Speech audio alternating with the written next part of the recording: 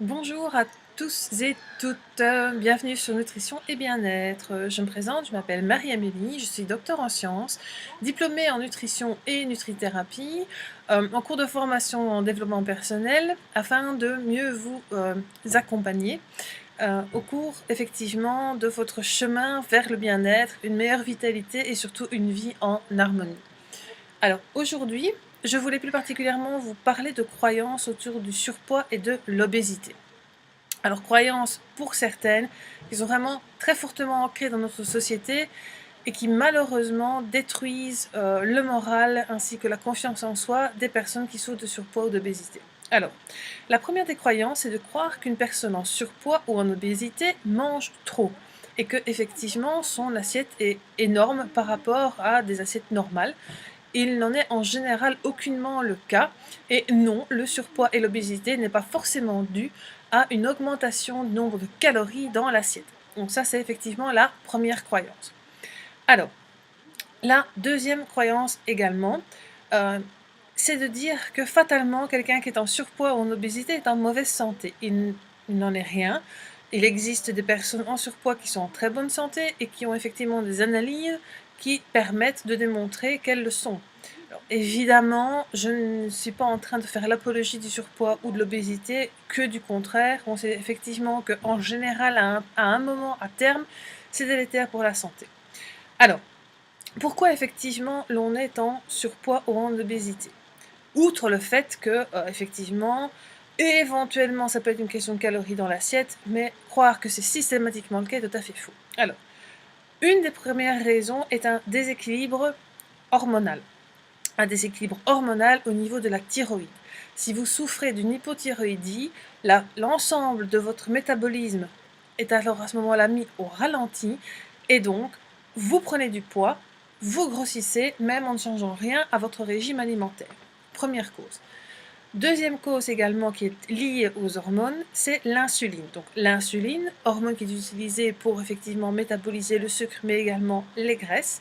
À partir du moment où effectivement cette insuline a moins d'efficacité pour métaboliser le sucre, que votre pancréas en produit une qui est de moins grande qualité, ou qu'effectivement les récepteurs qui sont sur vos cellules réagissent moins bien à cette insuline, on développe alors ce qu'on appelle de la résistance à l'insuline et un prédiabète qui mène éventuellement à un diabète qu'on appelle diabète de type 2, donc un diabète qui est non pas lié à de la génétique, mais qui est lié effectivement à une moins bonne efficacité de l'insuline. Alors, autre cause éventuelle d'un surpoids, c'est effectivement un choc émotionnel. Un choc émotionnel et un stress donc chronique. Pourquoi? Parce que quand on est sous stress, quand on est angoissé, quand on n'est pas bien, quand on a eu un choc émotionnel, vos glandes surrénales se mettent alors à réagir, à produire du cortisol, cortisol qui influence extrêmement le métabolisme des lipides, qui favorise le stockage pour vous permettre éventuellement de réagir à un danger imminent, et donc une trop grande production de cortisol peut mener effectivement à une augmentation de votre poids ou une résistance à la perte de poids. Alors, on constate également, si je continue dans le schéma des hormones, que une autre hormone peut jouer chez certaines personnes, c'est la leptine. Alors la leptine, c'est l'hormone effectivement de la sensation de satiété. Et donc quand votre corps la produit correctement, quand elle est correctement interprétée par les signaux du corps, vous vous arrêtez de manger une fois que vous arrivez à satiété. Chez les personnes en surpoids ou les personnes obèses, on constate que effectivement cette leptine est aussi beaucoup moins sensible et donc la satiété arrive moins vite que chez des personnes minces ou des personnes effectivement ou des personnes éventuellement en léger surpoids. Alors, une autre croyance, le sport ne fait pas maigrir. Je suis désolée de vous le dire, mais effectivement, le sport permet de maintenir une masse musculaire élevée, masse musculaire qui effectivement consomme plus d'énergie si elle est plus grande que si elle est plus faible, et donc vous permet même au repos de brûler plus de calories. Par contre, il ne vous fera pas perdre du poids. Avoir une masse musculaire plus élevée vous permet effectivement de brûler un peu plus de calories, mais vous ne perdrez pas 15 kilos, si vous vous mettez à mettre du sport comme des acharnés. Au contraire, il faut savoir que le sport peut effectivement mener à un stress oxydatif qui est délétère pour l'intégrité de vos tissus, surtout les tissus articulaires, les tissus conjonctifs, même parfois vos muscles, et provoque un vieillissement donc accéléré du cellulaire, vieillissement accéléré cellulaire, pardon, dû à ce stress oxydatif qui produit une espèce qu'on appelle des radicaux libres. Je ne vais pas rentrer dans les détails de la chimie, mais sachez que faire du sport à outrance est non seulement euh, comment, complètement inefficace pour la perte de poids, mais en plus peut-être délétère pour votre santé. Donc là, j'ai fait le tour des hormones. Alors, au niveau effectivement des émotions, il peut y avoir un blocage qui est au niveau donc de votre corps, un événement passé, une histoire dans votre enfance qui effectivement voit en ce surpoids un rôle de protection. Alors pour cela, il y a effectivement des lectures qui peuvent vous aider, des blogs qui peuvent également vous aider sur la gestion des blessures émotionnelles.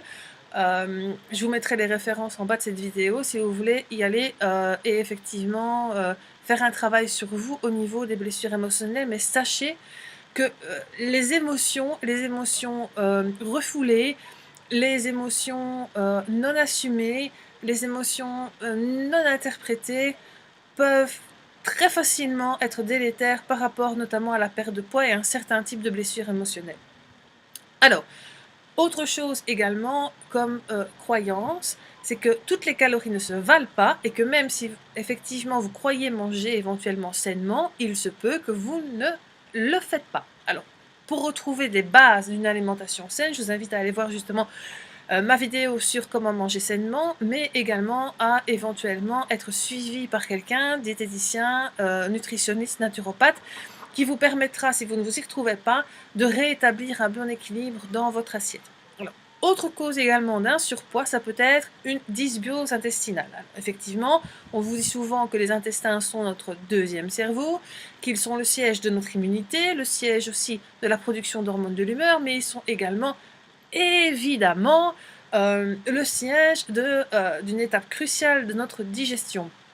Si à partir du moment où vous avez un souci au niveau des intestins, que ce soit maladie cœliaque, maladie de Crohn, côlon irritable, perméabilité intestinale, candidose, dysbiose, enfin, bon bref, j'en passe et des meilleurs, vous ne pourrez pas avoir un poids sain. C'est sûr et certain.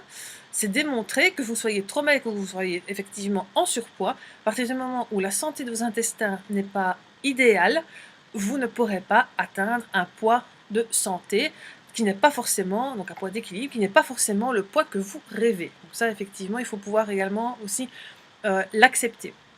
Alors, outre effectivement la santé de l'intestin, vous pouvez également faire des allergies alimentaires.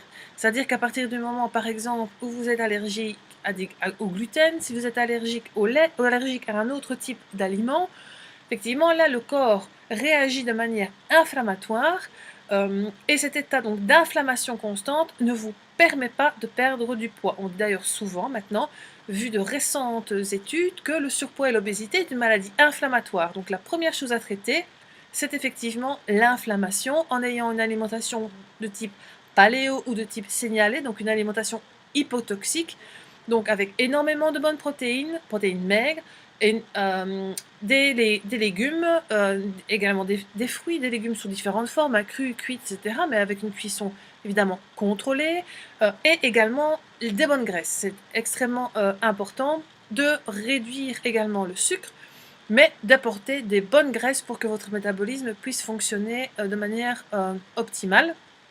Donc des graisses, première pression à froid, l'huile d'olive, l'huile de coco, je vais dire l'huile de colza pour vous apporter des bons oméga, donc des omégas qui effectivement vont réduire cet état inflammatoire. On passe aussi outre les produits laitiers qui par défaut sont pro-inflammatoires ainsi que certains types de viande rouge de par leur haute teneur en acides gras saturés. Donc voilà toutes des pistes à effectivement explorer lorsque vous êtes en surpoids ou en obésité. Alors j'aimerais aussi vous donner beaucoup de courage par rapport au discours de certains praticiens de santé, médecins et autres, qui, dès que vous les voyez pour X ou Y soucis de santé ou pour X et Y conseils, vous ressort cette histoire de surpoids ou d'obésité en pleine tête.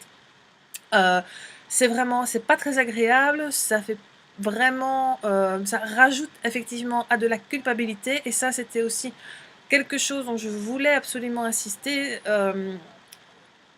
Quand on est en surpoids ou en obésité, on se sent fatalement coupable, on se sent inférieur. Laissez cette culpabilité de côté. Elle ne vous aidera pas dans votre vie quotidienne. Et effectivement, on dit souvent les conseilleurs ne sont pas les payeurs, et je peux vous assurer que la plupart des professionnels de santé qui se permettent de vous faire des remarques par rapport à votre poids ou par rapport à votre obésité, sans nullement connaître votre histoire et les étapes par lesquelles vous êtes passé et les étapes par lesquelles vous passez éventuellement encore, pour moi, ont loupé quelque chose dans leur approche psychologique de leur spécialité. Et finalement, et fort heureusement, beaucoup de médecins ne sont pas du tout dans ce cas-là, mais je veux dire, avoir rencontré des praticiens de santé avec ce genre de pratique augmente seulement la culpabilité que l'on peut avoir d'être en surpoids ou en obésité, ce qui n'arrange effectivement rien. Alors, outre la gestion des émotions, il y a également la gestion du stress au quotidien. Parce que émotion ou stress, pour le corps, c'est exactement la même chose. Ce sont vos glandes surrénales qui vont réagir, bloquer le métabolisme, euh, faire conserver les lipides dans vos cellules adipeuses pour effectivement réagir en cas de, entre guillemets, danger, vu que le stress ou des émotions fortes sont vues comme étant des dangers pour le corps. Et je vous incline donc à trouver des méthodes pour diminuer donc le stress de manière quotidienne.